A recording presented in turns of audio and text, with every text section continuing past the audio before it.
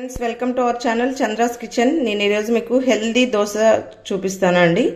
దీనికి కావాల్సినటువంటి main ingredients రాగులండి. ఇవి నేను ఆల్రెడీ 8 hours సోక్ చేసి పెట్టుకున్నవి.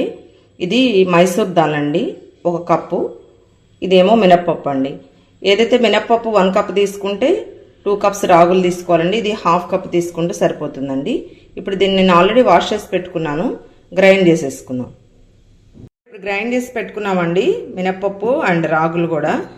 చూసారా ఎలా స్మూత్గా ఉందో. నేను ఆల్రెడీ ఒక టిప్ చెప్పాను కదండి, ఈ మినప్పప్పు వేసుకునేటప్పుడు గ్రైండ్ చేసుకునేటప్పుడు మీరు ఒక 2-3 క్యూబ్స్ ఐస్ క్యూబ్స్ వేసుకోవాలండి.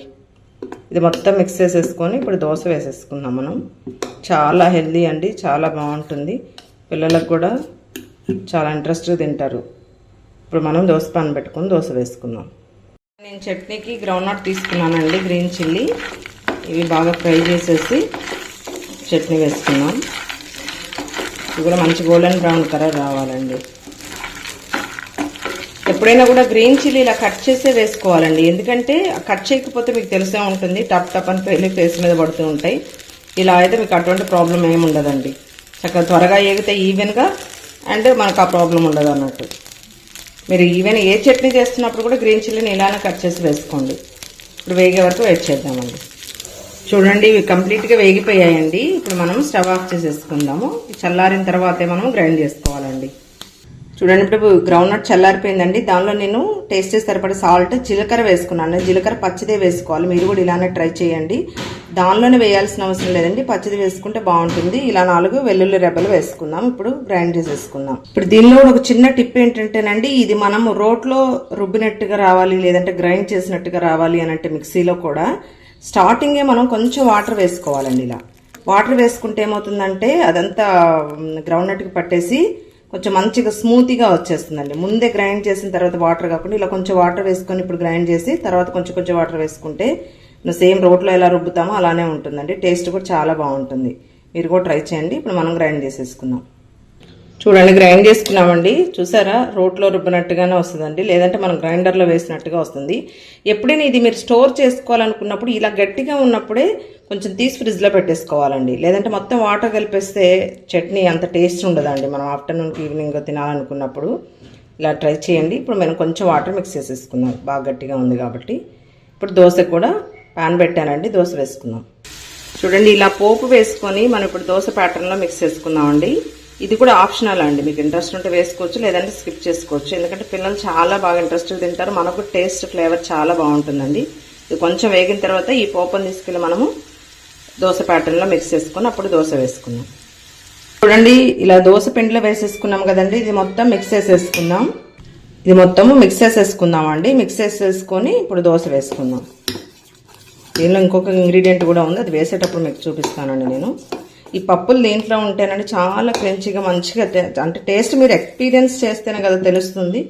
ట్రై చేయండి. ఇప్పుడు దోశ వేసేసుకుందాం. చూడండి, ఆల్రెడీ ప్యాన్ హీట్ ఎక్కిందండి. నేను ఏదైతే గ్రౌండ్నట్ వేయించుకున్నానో ఆ ప్యాన్లోనే వేసుకుంటున్నాను. ఇవేంటంటే మరీ పల్చగా కాదండి, కొంచెం థిక్గా వేసుకుందాం మనం. కొంచెమే అండి, మరీ మందంగా కాదు, మరీ పల్చగా కాదు. ఇలా వేసుకొని ఒక 1 minute వెయిట్ చేద్దాం. ఇలా 1 minute తర్వాత ఇప్పుడు ఆయిల్ వేసుకోవాలండి.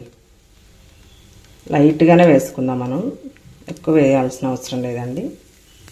ఇది కొంచెం వేగిన తర్వాత దీనిలో ఇంకొక ఇంగ్రీడియంట్ ఉంటుంది సీక్రెట్. ఇప్పుడు అది వేసేటప్పుడు మీరు చూద్దరు కానీ. ఇప్పుడు చూసారండి, దోశ వేగిపోయింది కదా. దీనిలో నేను కొంచెము తురిమినటువంటి పన్నీర్ వేసుకుంటున్నానండి. ఇదేంటంటే పిల్లలకు కానీ మనకు కానీ చాలా బాగుంటుంది. ఇలా సన్నగా ఇలా తురిమేసుకొని వేసుకోవాలండి. దీనిపైన వేసేసి ఇప్పుడు కొంచెం కొత్తిమీర కూడా వేసుకుందాము. ఇది మీరు ఎంత ఎక్కువ వేసినా బాగానే ఉంటుంది, పిల్లలకి హెల్తీగా ప్రాబ్లం ఏమి ఉండదు. దీనిపైన ఇప్పుడు కొంచెం కొత్తిమీర కూడా చల్లుకుందాం. చూసారు, ఇప్పుడు దోశ మొత్తం వేగిపోయిందండి. ఇప్పుడు తీసేసుకుందాం. ఇలా రాగా ఉన్నప్పుడు కూడా తినొచ్చండి. నేను ఇంకొకటి కంప్లీట్గా ఫ్రై చేసింది చూపిస్తాను. దోశ కూడా వేసుకున్నానండి. ఇప్పుడు దీనికి కొంచెం మళ్ళీ ఆయిల్ వేసేసుకుందాం. వేసుకొని ఈ స్టేజ్లో ఉన్నప్పుడే మనము పన్నీర్ తురుము వేసుకుందాం. చూసారా, పన్నీర్ తురుము కొత్తిమీర వేసేసుకున్నానండి. ఇది కొంచెం వేగిన తర్వాత ఇప్పుడు టర్న్ చేసుకుందాం. చూడండి, ఇప్పుడు దోశ టర్న్ చేసుకున్నామండి. ఇప్పుడు ఇది కూడా వేగిపోయింది, తీసుకుందాం. చూడండి, చూసారా, మీరు ఇలా కావాలన్నా రెండు వైపులా కావాలన్నా కూడా కాల్చుకోవచ్చండి. వన్ సైడ్ అయినా కూడా చాలా బాగుంటుంది. అదేంటంటే హెల్త్ పర్పస్, న్యూట్రిషన్స్ అన్ని మనకు అందుతాయండి. ఇలా 2 సైడ్స్ కాల్చుకుంటే కొంచెం తగ్గుతుంది. బట్ ఏంటంటే ఇంట్రెస్ట్ లేని వాళ్ళు ఇలా 2 సైడ్స్ కూడా కాల్చుకోవచ్చు. ఇప్పుడు దీన్ని కూడా మనం సర్వింగ్ ప్లేట్లోకి షిఫ్ట్ చేసుకుందామండి. చూసారు ఎంత కలర్ఫుల్ గా కనిపిస్తుందండి. చాలా హెల్త్ బెనిఫిట్స్ ఉంటాయండి రాగిలో. చూడండి ఫ్రెండ్స్, మన కలర్ఫుల్ హెల్దీ బ్రేక్ఫాస్ట్ రెడీ అండి. ఇది మీరు బ్రేక్ఫాస్ట్ గా అయినా తీసుకోవచ్చు, డిన్నర్ గా అయినా తీసుకోవచ్చు అండి. పిల్లలు కూడా చాలా ఇంట్రెస్ట్ గా తింటారు. మీరు కూడా ట్రై చేయండి ఫ్రెండ్స్. దీనివల్ల ఏంటంటే రాగి పన్నీరు ఉండటం వల్ల చాలా హెల్త్ బెనిఫిట్స్ ఉంటాయి. ప్రోటీన్ ఉంటుంది, ఫైబర్ ఉంటుంది, మీకు కావాల్సినవన్నీ విటమిన్స్, మినరల్స్ అన్ని దొరుకుతాయండి. సో గ్రౌండ్ నట్ కూడా ఉంది కాబట్టి మనకు కావాల్సినటువంటి ప్రోటీన్ కూడా ఉంటుంది. రాగి ఇట్స్ గుడ్ ఫర్ హెల్త్ అండి. ఉన్న మిల్లెట్స్ లో కూడా బెస్ట్. సో ఇది మీరు ట్రై చేయండి. Thank you friends watching my channel. Please like, share, subscribe.